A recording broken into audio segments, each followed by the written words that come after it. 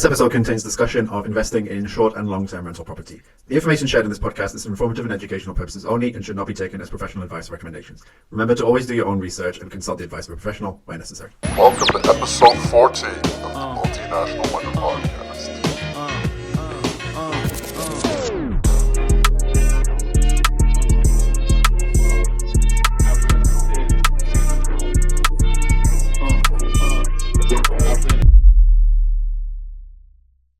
Welcome back to the Multinational Money Podcast. I'm Johnny, your host, and if you're interested in financial freedom, expat life, and making the most of global opportunities, then this is your podcast. In this episode, I'm joined by Garrett Brown, who is a real estate investor from the US, based in Houston, Texas. We're going to be talking all things property, real estate, and the new phenomenon of glamping, which he is an investor in. So that's it. I hope you enjoy the episode, guys. Let's get right into it. All right, Garrett Brown, welcome to the Multinational Money Podcast. I'm very excited to be here. Thank you for having me. Thanks for reaching out. It's great to have you. I'm very excited for our conversation today as well. It's going to be primarily US focused, but I think there's some very interesting things that are going on in your space and around your area that I think people around the world can learn about and take inspiration from. So why don't you tell us a little bit about who you are, just to get started. Sure. My name is Garrett Brown. I'm from Houston, Texas. I've graduated in hotel and restaurant management from college years ago and waited tables forever. I decided to get my real estate license as a real estate agent in Texas. Did that for a few years. I loved the real estate space, but there were some things that just weren't exactly for me. I'm not a very salesy kind of guy, so being an agent sometimes takes a little more sales tactics than I prefer to like. I started working with a few real estate investors, and down that journey, I found the profitable business of short-term rentals, or in my particular niche, it's called glamping, which is luxury camping, which is next level, but it's a mix of hospitality and real estate, and I love all sides of it, and I love the creativity behind it too. So I've been able to use my creative juices to really build an experience for people to come out and enjoy. Yeah, glamping, we're going to get right into it later in the episode, but very interesting, a very interesting phenomenon, we can call it, that is hit the US. But yeah, so what made you choose to go for your real estate license after doing kind of a degree in hospitality? So my mother used to be in real estate. She did a little more commercial real estate. And so she always said one thing, like she ended up being a school teacher and doing some really cool things working with children. But she always said, like, one thing I wish I would have kept is I would have gone a little further in real estate. And that always kind of stuck with me. And so when I was exploring things to have some flexibility, I was still working, full-time jobs. I was waiting tables. I was doing everything to make ends meet. And as I was trying to figure out what could, sustain me going forward and I could build something into, but also had the flexibility that I was looking for. Like, that's the one cool thing about being a real estate agent is it's almost a 24/7 job. But you're able to be flexible with the other things you're doing. You're not always going to be, there's ways you can build systems and processes and build those out in line for you that it becomes so easy to, I don't want to say run the operation while you're not doing anything, but when you have those systems in place from your marketing and your advertising and you're also building up your sphere of influence is what they called it when your people are around you are looking to buy or sell. Once I started to get that going, I really saw the ability for, somebody like me I like to do other passions and I don't want to be tied down to every single day going to a 9 to 5 and, having somebody watching me have to go show up to the same place every day, wear the same thing. The thing that was really cool about real estate is I was getting to meet new people. I was interacting with different types of people every day. And then that's what ended up leading me down to the real estate investing path, which I would have never done if I hadn't just taken that plunge of going in to try real estate, being a real estate agent. I thought it was just selling a house, buying a house. But once you actually get into it, I've learned so many things that I can apply to all types of businesses, from negotiations to how to, handle your expenses, how to properly track things, how to see what's actually working in your business, and learning those steps, even though, it wasn't perfect when I started and still isn't. But as I went through with it, I've just seen like the value in that is brought through the teachings of real estate and that you can just apply to so many other facets of real business or in your life in general. Yeah, and I guess the flexibility aspect of being an agent links into the next question I was going to ask you, because you're an investor at the same time as being a real estate agent and you manage properties as well. So that's a lot of balls to juggle at once. So how do you manage everything doing that? Yeah, so that was the cool thing. Like I found out about real estate is as I was going, I didn't know anything. I didn't know anything about the follow up and how to, if you have a customer come in, the customer relationship management that goes on with it. That using a CRM is what they call it now. All these small things that I was learning within real estate about building up these processes. Working on your business instead of in your business was one of the best quotes that I was ever told.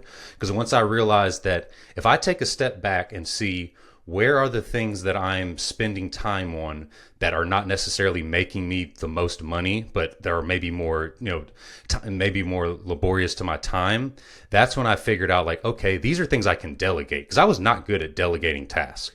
That was something I always like, oh, I'm going to take everything on myself. I can do it. Like I have enough time and I can handle everything. And as you slowly realize that that's not actually what's going to work for you going forward, especially building a business. I realized very quickly that I wrote down probably, I think 10 things that I did every day that I was like, what are some things that I know I could delegate to somebody else and they can handle these just as well, besides me doing the main activities that I have to be there for, like the client relationship, the going to the houses to actually, show them and talk about the properties. Those are things only I could do.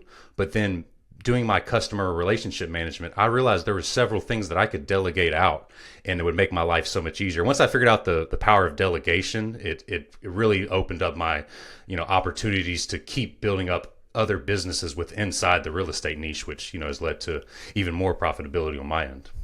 Yeah, that's been a key lesson for me as well, honestly. Like with all of the content creation stuff and some other side hustles I do, like I was spending so much time and I realized I'd be losing like an hour like preparing invoices for my accounting, or losing an hour like editing a video, which it's obviously the final product, but someone else can do that and can probably do it better than I do it as well. And since I delegated, like it's just opened up so much more time for me to work on my business instead of in my business, like you said. So definitely a key learning for me as well.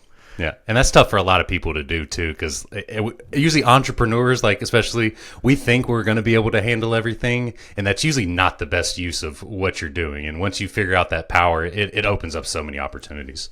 Yeah, and difficult as well, because you've got probably a specific vision of how you want it to look, and trying to trust someone else with that vision to input into it as well, I think can be challenging. But once you let go, like it's amazing what can happen. Yeah. And then last question kind of about yourself. You talked about, real estate being salesy, but you're not so salesy. What would you say is like a good thing to have for a successful career in real estate? Is it very sales based, or are there other things that can help someone be successful, even if they're not naturally oriented towards being like a salesperson? It's like I said, I'm not naturally a salesperson, and I still had a pretty successful, endeavor into being a real estate agent. And I think the key that I found, and the key in almost all my businesses that I learned in the hospitality world, is if you are not a salesperson, then the best way to keep your customers and get more customers is to give them the best client experience that they can possibly have, because then they'll be your salesperson for you. They'll go tell everybody. Most of my real estate agent leads didn't come from me, calling someone and saying, hey, like I'm the perfect person for you and I can do this better than anybody else. It would come from people that had worked with me that were like, hey, Garrett's an awesome guy. He's going to tell it like it is, and he's going to get you a great deal, and he's going to look out for you. And that's the best referral you can get, to where you don't even need to be a salesperson. And I've learned that in all my businesses now is this: if I can provide the best client experience, they are going to, the word of mouth marketing is the best free marketing you obviously can get. And it's worth more than paid marketing, especially with so many ads that are out now. Organic social media marketing and word of mouth are always going to be your highest return on investment, because it's almost zero besides your time. And so if you're not a salesperson, you can have a lot of success in real estate, but you need to focus on putting the client first and then your needs after. And the money and the sales, that'll be a byproduct of you just being, delivering that experience to them. Yeah, that's a good point as well. And you said something that made me think, like, while you were talking through that as well, it's probably like you got a high conversion rate from doing that as well, because you can push your services through marketing, but not everyone is going to be interested. Not everyone's going to believe you, but a word of mouth referral or a trusted review like speaks a lot and carries a lot of weight. So I think someone will definitely value that more. The hardest part about getting a customer or a client, however you want to put it, usually is building that trust within them. But if you've already skipped that step, it's one of the easiest ways to, have basically like a client base that's endless, because then you don't have to constantly prove yourself to them. You don't have to constantly tell them how good you are and say, oh, these are my numbers. They know from somebody that they already trust that you're going to be able to deliver what they're looking for. Yeah. Great. So let's get into property or real estate. So we'll start with kind of a general question related to a couple of videos I've seen from you. So, real estate on a realistic level is a very good way to build wealth, as I understand it. It's a great way to generate cash flows as well. And I think it's very difficult, even though people talk about the risks, I think it's very difficult to deny that it is a powerful tool for building wealth. That said, there are bad actors in the space, there are scams, there are risky ways to do real estate. From your experience, is there a quote unquote right way to do real estate investing? That's a tough one, because the one thing I do love about which you're 100% right. There's a lot of shady people, a lot of gurus and masterminds that I know people that sell courses that don't even invest in real estate themselves. And it's like, how are you even doing that? But I think the one thing I love about real estate is how there's so many different ways you can go. Like, I went the glamping short-term rental route. You also can fix and flip houses. You can buy houses and hold them long-term for rentals. You can get into storage spaces, RV parks. So I think the thing that about real estate that I found that made me successful is don't be afraid to try all the things that are within real estate. Don't find your one way and go, oh, okay, that's definitely the right way. I need to do it that way. Don't try out many different ways and dibble and dabble within different communities and see, because every community is a little bit different too. Like the type of people that are in it, like short-term rentals, we're probably a little more talkative, creative, than maybe like people that are doing syndications where they put their money, passively invest, and they're more just trying to hope their money grows. So I think the thing about it, everybody that can experience it, is just don't be afraid to try more things within it, and don't just fall for the shiny object too. Just because you see something, you're like, oh, I need to invest my money there. Like, take your time and really learn the underside of it. You don't have to get analysis paralysis. But I want you to completely understand what you're getting into and be aware of, that there's other opportunities out there, and you don't have to stick with just the traditional buy a house, rent it out long term, and that's how you do real estate. So absolutely, yeah. I mean, like self-storage is something that I got into a couple of years ago. I have 2 storage units. One doing much better than the other one, but I've talked about that on the channel. But even REITs as well is a way to get into real estate, real estate crowdfunding through new projects and stuff. And these last two, even self-storage and parking spaces as well, they don't require the same large capital investment or, debt checks or anything like that, investing in property, the traditional route would necessarily need. Yes. So I definitely like that you talked about, looking outside of what is the known path as well. And then, I mean, I've bought a course from property investors and stuff, and the one I've done, it's very specific to Spain and actually very helpful. And the guy does invest in property, but yeah, nice. I think it's difficult to know what you're getting into until you go through that course and do it yourself as well. Yeah, for sure. That's why you got to just try them all that you can, and then use your intuition to go, okay, I think this is kind of what I like the most at the moment. Yeah, exactly. Yeah. So, as a property investor, do you prefer longer term rentals or do you prefer short term rentals, and why? I personally prefer short term rentals because I have the hospitality background. The cash flow is much higher on those. A lot more work. Usually the thing in I have some long term rentals as well. I diversify a lot, but I really believe in short term rentals strongly because of the amount of cash flow you can get, and I like being creative. I like building really unique spaces. I like really going above and beyond to deliver that guest experience, and you don't necessarily get that on long-term rentals. But I'm a huge fan of having a little bit of diversity in your portfolio, because the short-term rentals take more work, more cash flow. But the long-term rentals probably are going to appreciate more, a little less cash flow, but those are a little more stable assets that, you're not having to, fix something a whole lot. And they usually work out better in the long run, just to give your balance to the portfolio. But when I started, I only had short-term rentals for, probably the first few years. Yeah. And in the US, because I know in certain European countries, like Spain being one of them, do you have like any incentives for like longer term rentals? Because I know like in Spain, for example, if you're renting to someone and it's like their main residence, then there's more like tax deductions than if it's a short term rental. Yeah. Huge tax deductions if you work a W-2 job, which is like a full-time job, and you have a short-term rental. There's a thing, they call it the short-term rental loophole, but it's not necessarily a loophole because it's actually in the tax code. So I don't know why everybody calls it a loophole. But if you short-term rentals, in my opinion, I'm not a tax person, so don't come for me if I'm sure there's some tax people out there like, oh, that's not always right. But from my experience, short-term rentals probably have the better tax benefits, but they're both great. That's one thing people love about real estate is the tax benefits that are there. Yeah, definitely. Yes. Well, even with those tax benefits though, like you're still getting a higher return on investment on the short term, you'd say? Oh yeah, absolutely. That's because we built the unique stays. The thing about short-term rentals is you can't just put up a house anymore. And back when Airbnb first started, you could just put up like an air mattress and rent it out, and you're still making $100 a night.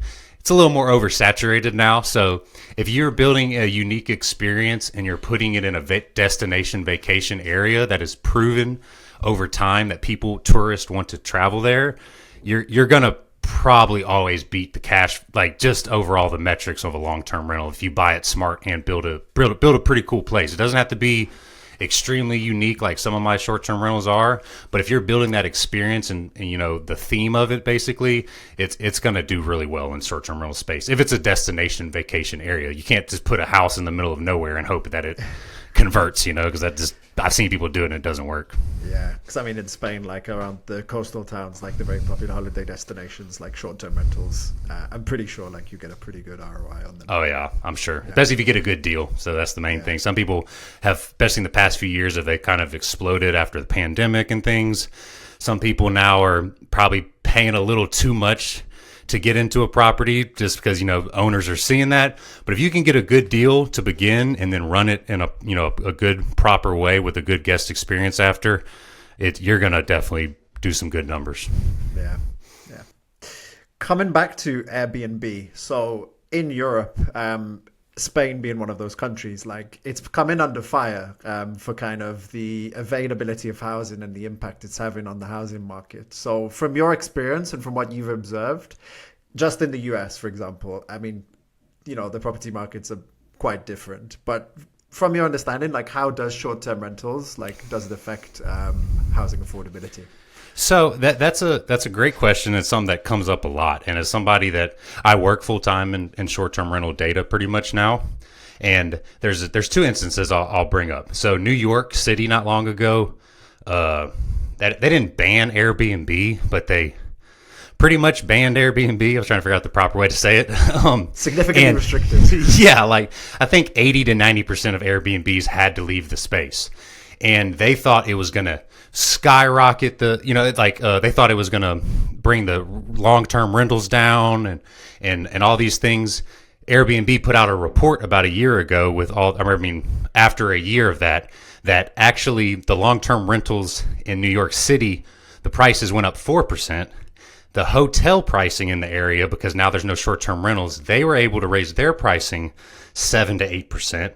And the drastic tourism dollars that came in, most of the hotels are in Manhattan, which is, like the major borough of New York City. Where Airbnbs they were in the outer boroughs, Brooklyn, the Bronx, things like that. Those areas saw such a significant decline in tourism that local shops weren't, making the similar funds that they were making before. Bakeries weren't doing as well with tourism before. Even in my own example I give, one of my main areas is an area near Houston. It's a lake. It's called Lake Livingston. But we, and this has been a place that has always had vacation rentals. But us over there, not only are we bringing tourists into an area that normally wouldn't come. They're bringing tax dollars to that area. They're shopping at local restaurants. They're shopping at the local, museums that are there. We're employing local people in the area that are, would not have the benefit of these salaries and things if we weren't operating in these areas. And we also pay hotel occupancy taxes that are pretty high to the county that we're in. So I've always been a big advocate of vacation rentals in areas where they're not affecting, other people. I've never been a big advocate for having an Airbnb and it's in the middle of a neighborhood and you're the only Airbnb there. Like, that just doesn't make sense for either side. But I've seen a lot of neighborhoods where it's, one house and there's 10 other Airbnbs around it because it's an area that is known to be a vacation destination.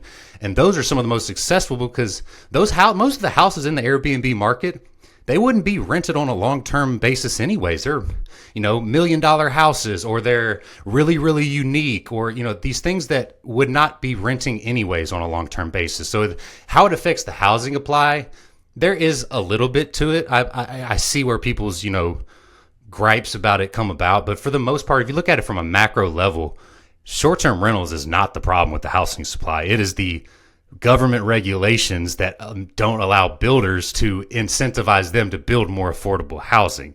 That is the issue that is in hand, especially in the United States, is nobody wants to build affordable housing because there's no incentive for them to do it. Why would they do it when they're not going to make money? Most of these are businesses. They're not looking at it like, oh, we need to, be a charity and build these affordable houses and we lose money. Why would they do that? So the government really needs to pull off some of the red tape and really give some of these tax benefits to the builders. That is where the incentives need to be going, not to the hotels, not to the lobbyists working for the hotels. Like, the issue isn't there. The issue is in the amount of building that we're actually doing that is affordable. Yeah. It's very interesting. There's a lot of parallels, I think, between what you just described in New York City and like certain destinations in Spain. Barcelona probably being like one of the most high profile ones. But yeah, it's always a tough topic to address, and some people get upset when you talk about it. But it's always good to hear, different points of view. So yeah, I've never listened to that one. Yeah, everybody when they get upset about it, it's usually when you think and people think Airbnb sometimes, which has pretty much become synonymous with vacation rentals. They think of, like I say, the one house in the middle of a neighborhood, and it's.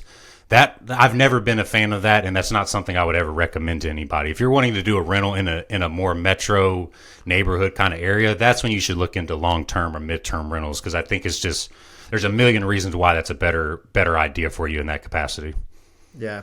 What I think we're seeing in Spain, like actually now that you mentioned that, is like there are a lot of Airbnbs like in the same place, and it's like disrupting, local neighborhoods with tourism coming in, and obviously there's a lot of tourists that come and they're fine, they visit the country and all that kind of stuff, but it's the ones that are noisy and disruptive that I think bother the locals more than anything. Yeah, and you could have those same bad apples in a long-term rental too. You can have people that are, so that's more of a people problem that you need to address before you allow guests into your property, which there's ways to vet guests even more now to have an idea if they're going to be a good guest or a bad guest. So yeah, but yeah, always an interesting point of discussion. You've obviously invested in real estate in the US. Have you ever looked at investing abroad, or would you ever consider it?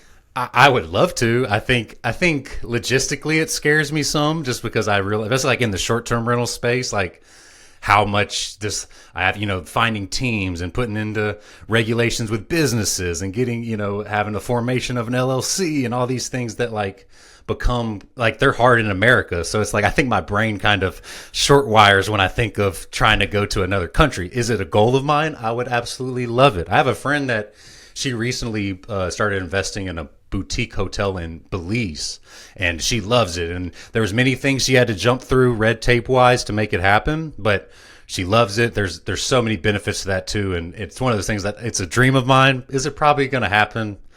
I'm not gonna say never because I'm a manifester and obviously I hope so, but yeah, I would say it probably scares me more than it excites me, just because there's just so many of this. And even as you're speaking, like all the things that happen with regulations everywhere, I could buy somewhere and then out of nowhere these regulations change on me, and then what do I do? So that does scare me a little bit. But I know people that are very successful that do it, but it takes a lot more planning and processing to get that done and make it successful there. Yeah. I think if you're trying to invest in a country that you have no familiarity with the market as well and knowledge, like it can be no contacts. It can be difficult to know who to trust, like what information is reliable, not so reliable, not accurate. So I think that can be a challenge as well when you're looking at property abroad. I've considered it like a couple of times. Might do it one day, but for now, I know the Spanish market quite well. I know a bit about the UK market, but would probably need to learn a bit more before I could go back and invest in a property in the UK. Where do you think a place would be that you would want to invest in if there was no big legal or anything behind it? Where's a place over there that you would think would be a good one? It's a good question. I mean, just out of familiarity, like somewhere in Spain. If I was going short-term rental space, then I'd maybe look at one of the coastal destinations. But I think equally, there's a lot of like nice places in the countryside that have their appeal in Spain. But I think if I did do it, it might be more of a long-term investment. Nice. Now, at least for now, I've got my home that I live in, my 2 storage units. But it is something I've considered and then may look to revisit again in the future. Nice. Yeah. The storage units are great too. So that you're definitely in a cool little niche. So they are. Yeah. I really like them as an investment. Low maintenance. You don't have to deal with guests every single day. Yeah, definitely. So let's move on to the really fun part of this conversation now and talk about glamping. So you gave us a bit of an insight as to what it was in the intro, but explain a little bit more about where the term comes from, what it means. Sure. It's very debatable on probably what it actually means. Is it glamorous camping? Is it glorious camping? But it's pretty much, when you put it together, it is just luxury camping, which there's a million different structures out there. And when it first started, like the term became popular, maybe, I don't know, 10 or 11 years ago, it was putting up a tent basically. But then you put a queen bed in it, and you somehow maybe get some air conditioning in it, or you get Wi-Fi and electricity and other small things that you weren't used to with camping before. It was just pitch a tent and, you're out in the woods basically. But now it's become so elevated now, like even in my units, like, they are like 5-star hotel rooms basically, and we get about $500 a night in some of these units, and we rival 5-star hotels with our revenue per year. But we have gone above and beyond on these type of units now. Like, we have full bathrooms inside. They're luxury bathrooms with tiles, floor to ceiling. We have all types of amenities, hot tubs at every single one. We have a sauna at a couple of them. They're over, the breathtaking views is one of the main selling points with anything in this kind of space, because you're going to be able to get people to book your place when you have a unique place, but they're going to want to stay and enjoy the area depending on the landscaping and the outdoor amenities that you're providing. So now it's pretty much in this space. And the funny part is glamping actually is probably even more popular in the UK and Eastern Europe and places like that than it is in the United States. It's just now starting to become even more popular in the United States. And one of my partners who built it's a company called Oud from Estonia. They just came to USA not long ago. They build these really unique mirror houses, and over in Europe, they probably have 100 to 120 units that are very, very popular. And now I think in the US they have 5 units, and I'm one of the units they have, and it's just now starting to catch its traction over there. So we're a little behind on the trend in the United States, which is great because I was able to beat a lot of people in my market to it. Because I'm in Houston is the 3rd largest city in the United States, and there was no glamping facilities there until we put our first one there. And there's definitely a lot of work to it, a lot of landscaping, a lot more money up front than people probably would think when they hear the idea, because there's like, you have to get electric, you have to get the bathrooms running, you have to put road work in, all these things now that you really need to build up. But It is without a doubt the best. I had a lot of condos, and I still have a few smaller houses that do Airbnb that aren't as unique, and they do okay. But our glamping facilities, they're just little, like even the mirror house that I talk about, it is 221 square feet. It's really, really small. It's very small. But that thing is booked 95% of every single month at about $400 to $500 per night, and we continuously get great reviews.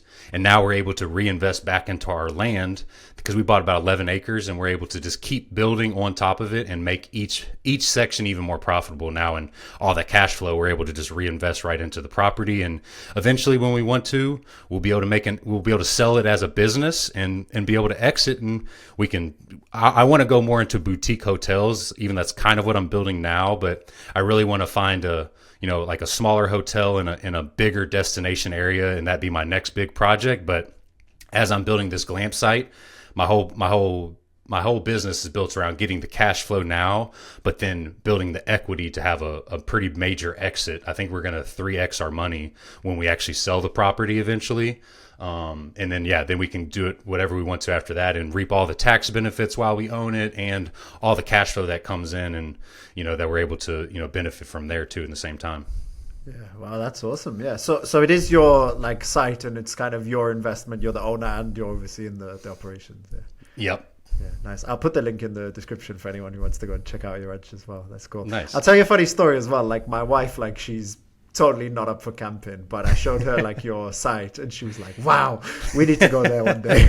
Same with my girlfriend. She is definitely not a camper, but she loves going out to our sites because it's pretty much a 5-star hotel in the middle of nature, which is hard to it's hard to beat. You're not gonna be able to do those type of things everywhere. So.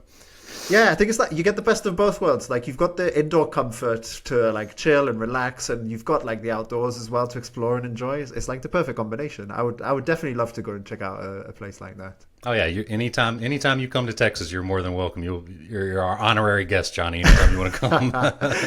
Amazing, appreciate it. Let's talk a little bit more then about kind of getting started and investing in glamping.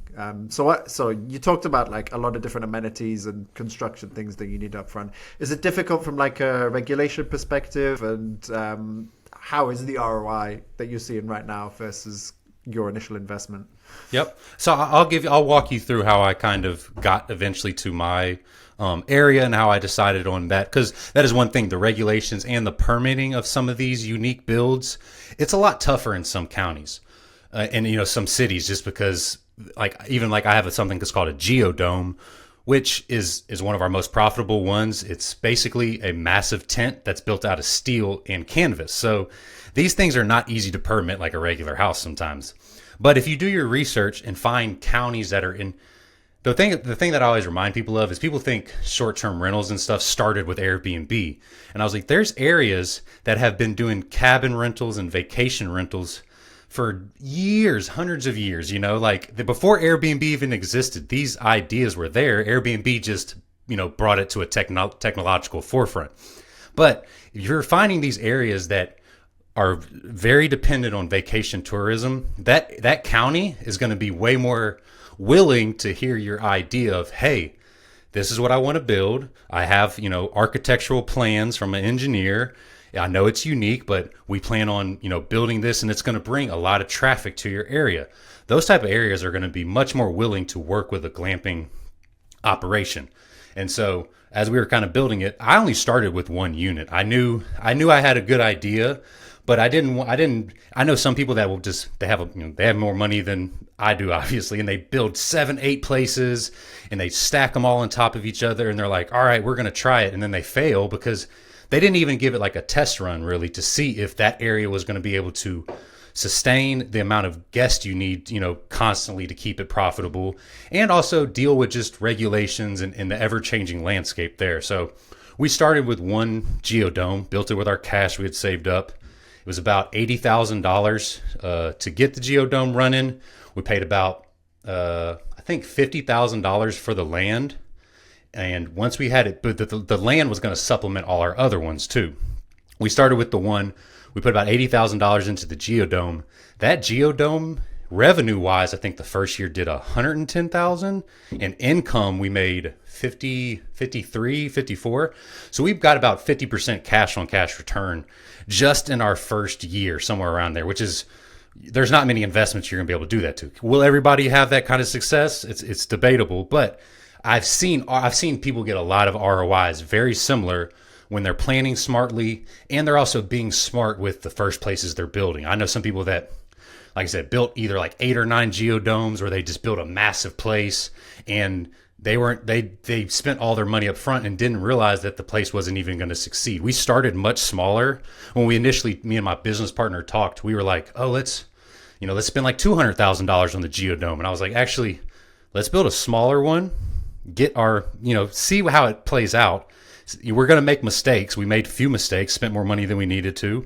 But because we started out smaller, those mistakes were, mitigated because it was a much easier strategy for us to accomplish going forward. So if you're planning something like this out, have your end goal in mind for how many places you would want, but start really small. You don't need to, you can't eat an elephant. They say you can't eat an elephant in one bite. So just gradually keep doing your research.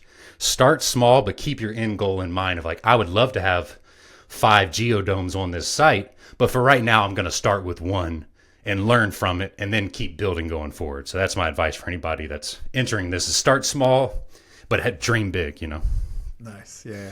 And is there like debt financing, like a construction loan available at the start, or do you often need kind of the cash up front?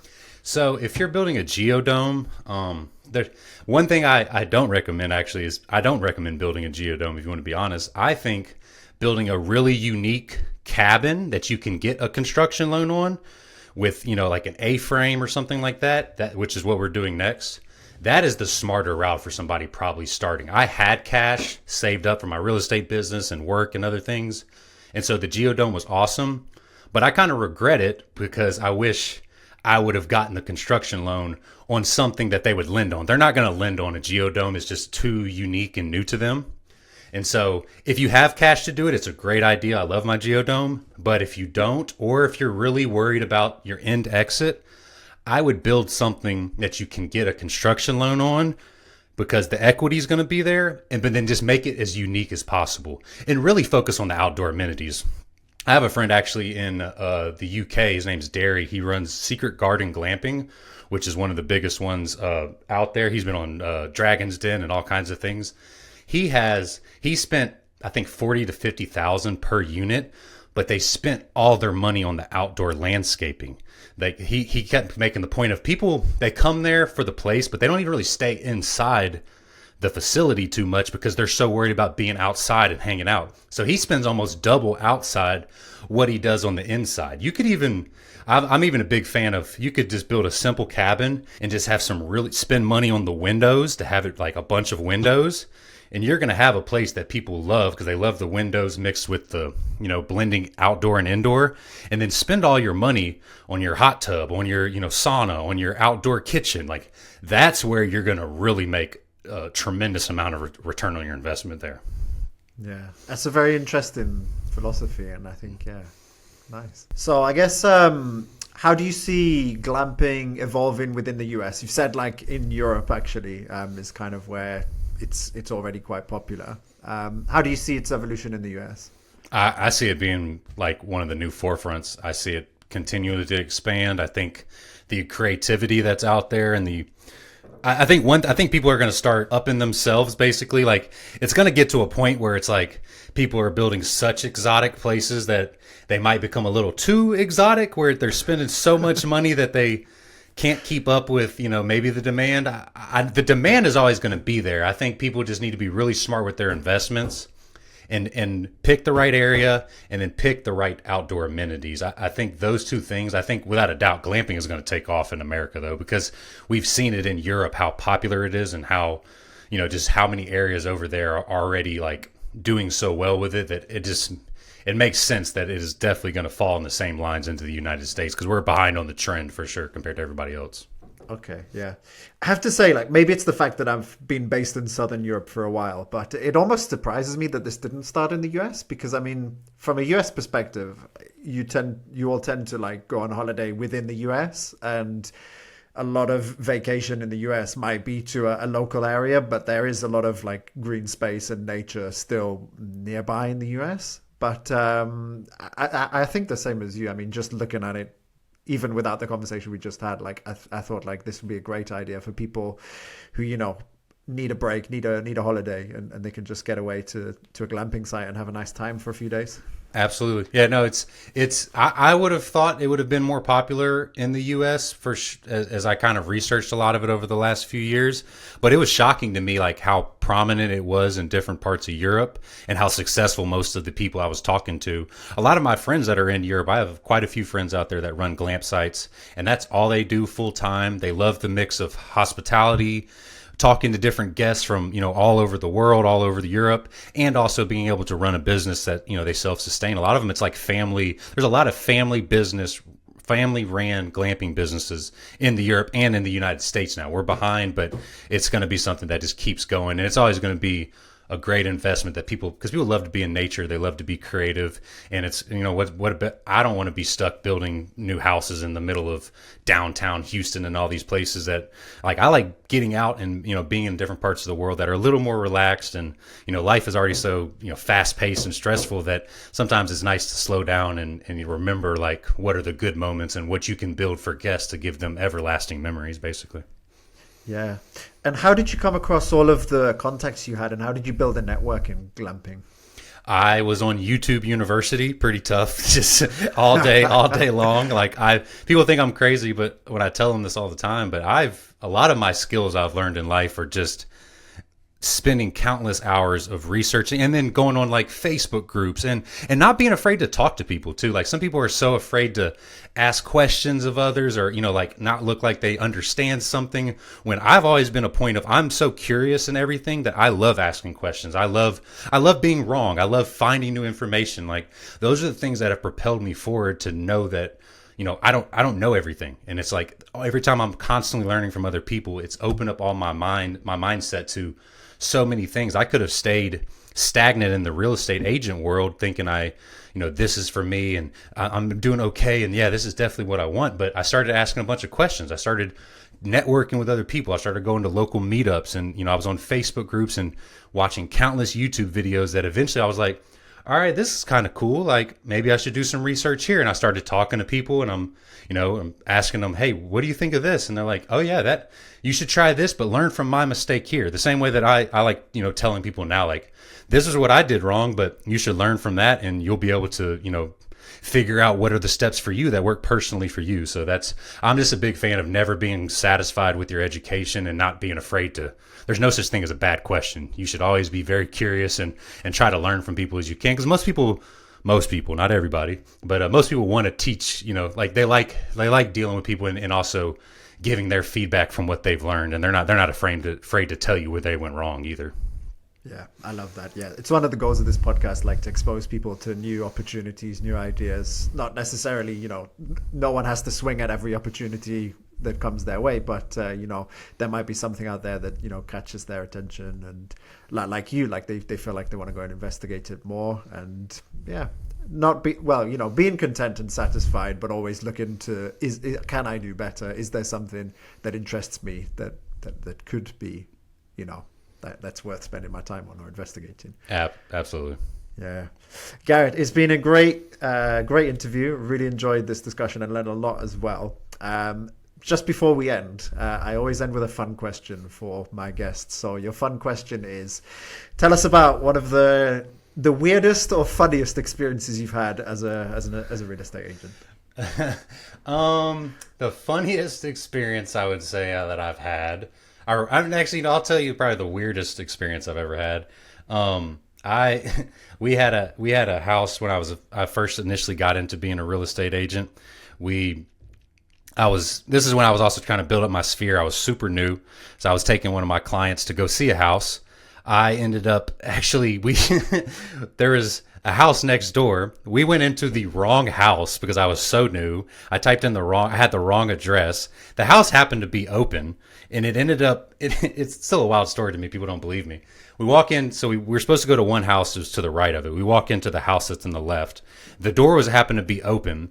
It was kind of ran down, and we're walking in, we're like, I don't know if this is the house. And as we're leaving, the owner of I realized the mistake, and I'm walking out. Yeah. I realized the owner showed up, and he's like, what are y'all doing in my house? And I explained it. I was like, I'm so sorry. And he goes, well, we're actually thinking about selling this house. Do you know anybody that would buy like a rundown house? And this is just when I was starting my fix and flip business as well. Yeah. And that ended up being my most profitable flip ever. Wow. When it turned, I thought we were about to have the cops called on us. I thought, this is Texas, which people have, firearms and all these kinds of things.